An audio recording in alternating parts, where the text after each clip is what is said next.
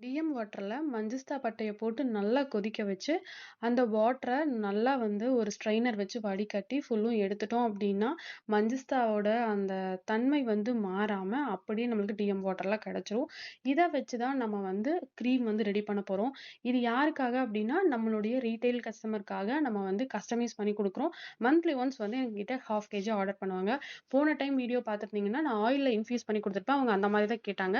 இந்த டைம் வந்து டிஎம் வாட்டர்ல வந்து பண்ணி குடுங்கன்னு கேட்டிருந்தாங்க. இது கூட அவங்க கோஜிக் பவுடரும் கேட்டிருந்தாங்க. அதத்தான் இப்ப நான் மிக்ஸ் பண்ணிட்டு உங்களுக்கும் இருக்கேன். இந்த அவங்க மாரி என்ன கேட்கறாங்களோ கஸ்டமைஸ்டா அதுதான். கிரீமு, அவங்க ஜெல்லு, கேட்கிற lotion, essential oil shampoo etcetera அவங்க நம்ம வந்து கேட்கிற எல்லாமே மெத்தட்ல தான் நம்ம ஸ்கின் வந்து கேர் பண்ணி அண்ட் ஹேர் குடுப்போம். கேர் ப்ராடக்ட்ஸ் வந்து பண்ணி குடுத்துட்டுருக்கோம். போன வீக் வந்து நான் வீடியோ எடுக்கல.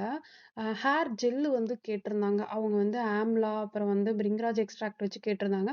அதுவுமே நம்ம வந்து பண்ணி குடுத்தோம். நீங்க என்ன எப்ப பார்த்தாலும் கஸ்டமைஸ் வீடியோவே போடுறீங்கன்னு ஒருத்தங்க வந்து டிஎம்ல கேட்டிருந்தீங்க.